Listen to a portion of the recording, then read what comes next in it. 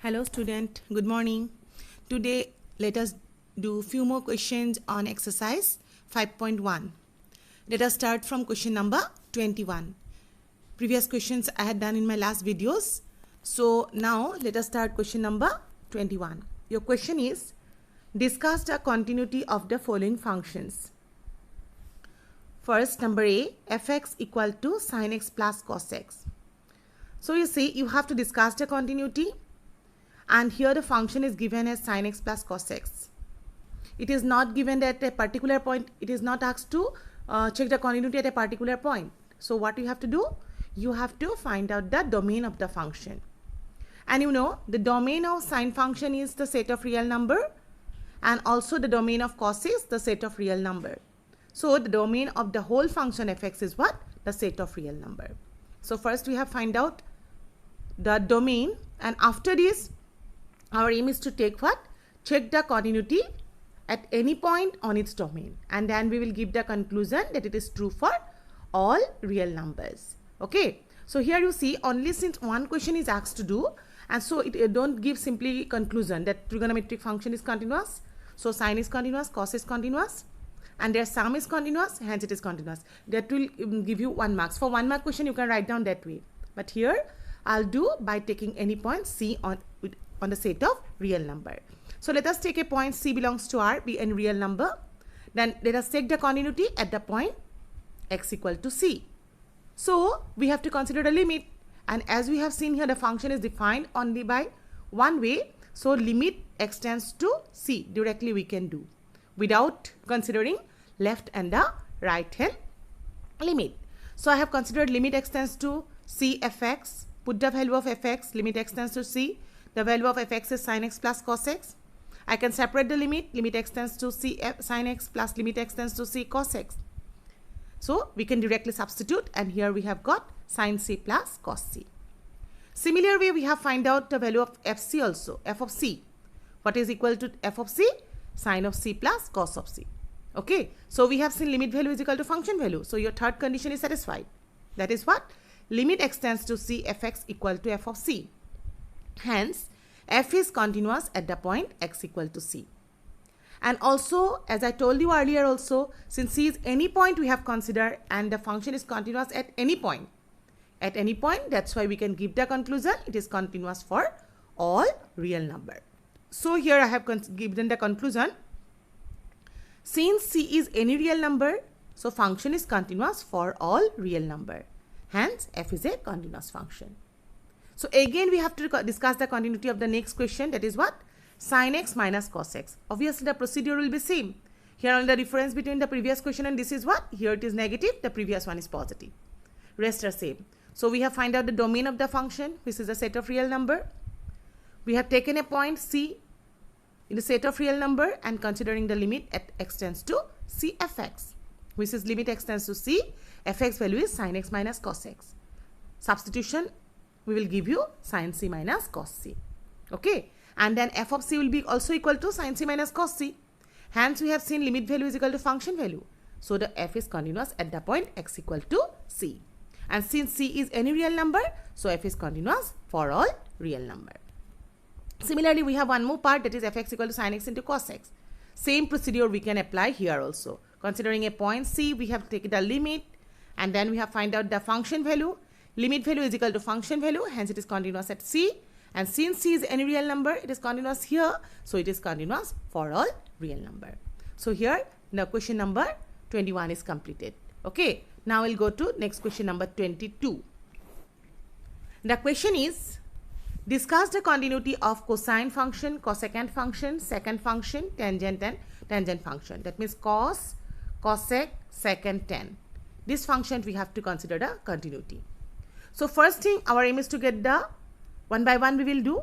First, our aim is to get the domain of the function, and we have got in detail in trigonometry what are the domains of different functions.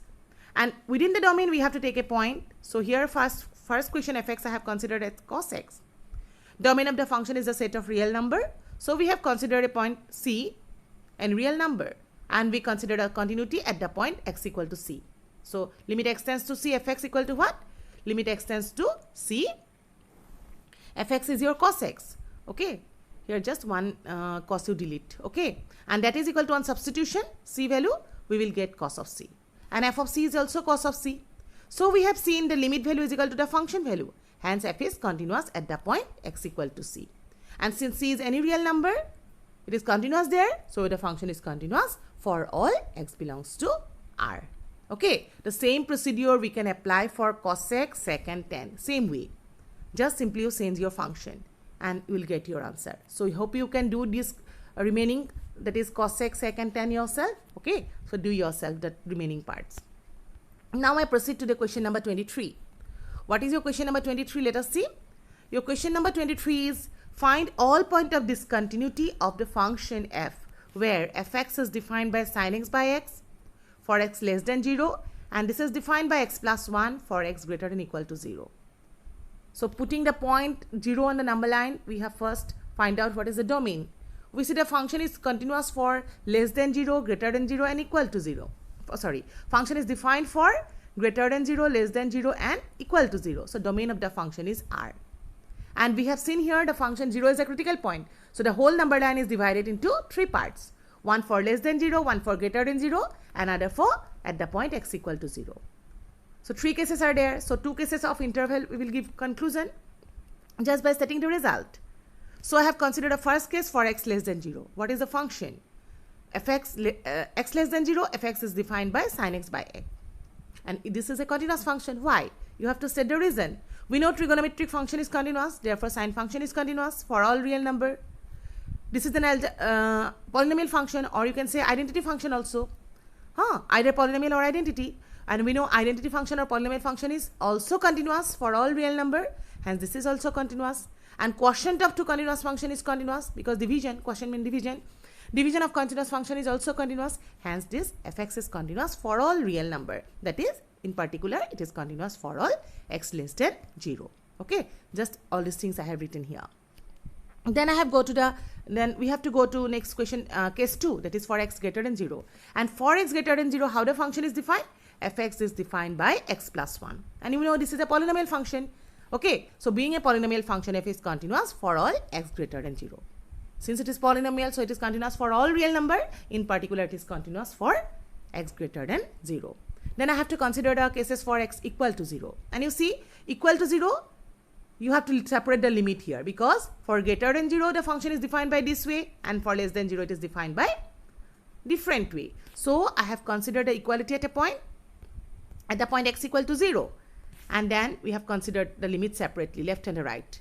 Right hand limit is limit extends to 0 plus 0 fx. For 0 plus 0 means greater than 0. So greater than 0, the function is defined by x plus 1. Substituted the value of the function, put the value of the limit, that is 0 plus 1 is equal to 1. And the next limit extends to 0 minus 0 fx. The function is defined by sin x by x. And we know this is a standard value.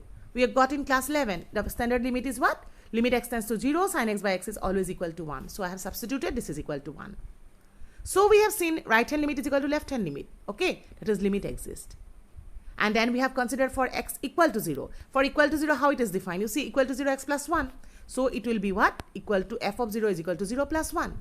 That is equal to 1. So limit value is equal to the function value. Hence f is continuous at the point x equal to 0. So f is a continuous function. Your question is to find out the point of discontinuity. So your conclusion will be what? There is no point of discontinuity. Okay. So lastly, write down the conclusion. I forget to write down this conclusion. So here you add one line. That is what? The function is, there is no point of discontinuity, as the function is continuous for all real number. Okay. Hope you understand it.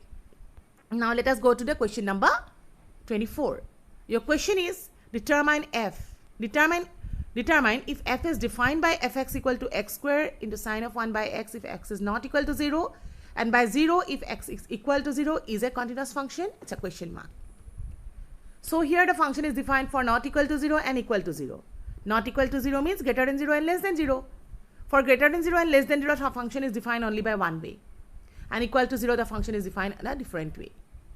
Okay, so here we will consider two cases. One for not equal to 0, that means I combinedly written greater than 0 case and less than 0 case together. So case 1, I have considered x is not equal to 0. fx is defined by x square into sine of x. And you know, this is a polynomial function, so it is continuous. This is trigonometric function, so it is continuous. Product of two continuous function is continuous, hence fx is continuous for all real number, and in particular it is continuous for x not equal to 0. So here you see I have written the conclusion like this. We know that polynomial function is continuous, trigonometric function is continuous, and the product of two continuous function is continuous, hence the function is continuous at the point x equal to 0. Now I'll consider the next case, that is at the point x equal to 0. So x equal to 0, I don't have to separately write down the limit. We can consider limit x tends to 0 fx. Limit x tends to 0 fx, that is x square into sine of 1 by x, that is equal to what? Limit x tends to 0, I can separately write down the limit. Limit x tends to 0 x square, it should be x square, and limit x tends to 0 sine of 1 by x. And you see this will be equal to 0. And here we cannot substitute directly the value of the limit. But we know sine value always lies between minus 1 and 1. So I can write down here it's a finite number. Oscillate between minus 1 and 1. Okay. So 0 into some finite number will be equal to what? 0. And f of 0 is also 0. Now limit value is equal to the function value. Hence the function is continuous at the point x equal to 0. That means f is a continuous function. Now I'll consider the next case for examining the continuity of the function where f is defined by fx equal to sin x minus cos x if x is not equal to 0, and for minus 1 if x is equal to 0. So here also, as the earlier one, previous one, the domain of the function is R. Case 1 for not equal to 0. Sine function is continuous for all real number, cos function is continuous for all real number, and difference of two continuous function is continuous. Hence fx is continuous. Okay, for all real number, in particular it is continuous for x less not equal to 0. Now I'll consider for x equal to 0. For x equal to 0, you see limit directly we can take one of the limit is sufficient, because not equal to 0 means greater than 0. Limit x tends to 0 plus 0, and limit x tends to 0 minus 0, fx value will be same. So don't have to do it separately.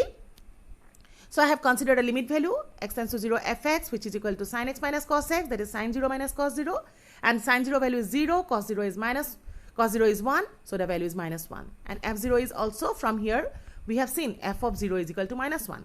So I have written f of 0 is equal to minus 1, that is what? Limit value is equal to function value. Hence f is a continuous function, that is continuous at the point x equal to 0. And already we have seen not equal to 0 also continuous, for equal to 0 also continuous. Our question is examine the continuity, and our conclusion is what? It is a continuous function. Hope you understand the procedure. Okay, now I'll go to the next type of question, that is what? Find the value of k so that the function f is continuous at the indicated point in exercise 26 to 28. So you see here the function is given as continuous at the indicated point. Your fx is k cos x by pi minus twice x if x is not equal to pi by 2, and it is defined by 3 if x is equal to pi by 2, and it is continuous at the point x equal to pi by 2. So since f is continuous at the point pi by 2 and the function is defined in two different ways, our aim is to get the value of k. So I'll proceed from the continuity, given continuity. So f is continuous at the point x equal to pi by 2. That means limit x tends to pi by 2 fx is equal to f0. Okay, here you don't have to separate left and right hand limit, because it is defined for both the cases. It is defined by this way. So I have considered directly this one. Don't have to separate it, remember. Okay, so I have substituted the limit value. Now after this, you see you cannot directly substitute x equal to pi by 2, because in the denominator if you put x equal to pi by 2, it becomes 0, that is undefined. So what to do? In this type of cases, our aim is to convert the trigonometric limit. In case of trigonometric limit, our aim is to convert the limit to 0. For that purpose, I had given you a hints. You see, if you want to convert this limit to 0, then your limit is x tends to pi by 2. If I subtract pi by 2 from both sides, your limit will become pi by 2. So I will use this substitution, that is x minus pi by 2 is equal to another variable, say theta. So here I have substituted x minus pi by 2 is equal to theta, which will convert x equal to pi by 2 plus theta. Then I'll change the limit. X tends to pi by 2, x means pi by 2 plus theta tends to pi by 2, so theta tends to 0. Let us change now the variable x to in terms of theta. So if I substitute it in your limit, then limit become what? Pi by 2 tends to x tends to pi by 2 become theta tends to 0. So I have written theta tends to 0. K remains as it is. In the place of cos x I can write down pi by 2 plus theta. Then in the place pi you keep it as it is, 2 you keep it as it is. X is equal to what? Pi by 2 plus theta. After that we have done the calculation. You know this is k remained as it is, and what is the value of cos of pi by 2 plus theta? Pi by 2 plus theta, you know in trigonometry you have got in detail. that is pi by 2 plus theta lies in the second quadrant. So cos is negative in the second quadrant by ASTC rule. So negative symbol will come. It's an odd multiple of 90 degree because it is 1 into pi by 2. So cos will change to sine, and then theta will be your angle. And let us simplify the denominator, which is pi, opening the bracket 2 into pi by 2, that is equal to pi minus 2 theta. Cancel it. And we have got it. The negative symbol can cancel. K by 2 is a constant, so it will come out. Limit theta tends to 0. Sin theta by theta will gives you, and this is theta. 3. So here you know this limit is equal to 1. So it is k by 2 into 1. That is equal to what? K value is equal to 6. So this is an important question. It is set in exam also. So you see, next our question again, our aim is to get the value of k where it is given at continuous at the point x equal to 2. So limit f is continuous at the point x equal to 2. So limit value is equal to the function value. Okay. And here you see I have to separate left hand and right hand limit because function is greater than 0, function is defined by this way, less than 0, function is defined by this way. So I have written here limit x tends to pi 2 minus theta, 2 minus 0 fx, and limit x tends to 2 plus 0 fx is equal to f of 2. That is, I have separated this limit into two parts. Then I have substituted a corresponding value. For less than 2, it is defined by what? Kx square. For greater than 2, 2 plus 0 means greater than 2. It is defined by 3. And equal to 2, it is also k into 3 square. So you see, I have substituted the limit, that is k into 3 square is equal to 3, because don't have to write down this again. So I have got here 9k is equal to 3, that is k is equal to 1 by 3. Here I stop the, okay, today I stop here. Watch the video properly. So next solution I will give you in the next video. Thanks for watching.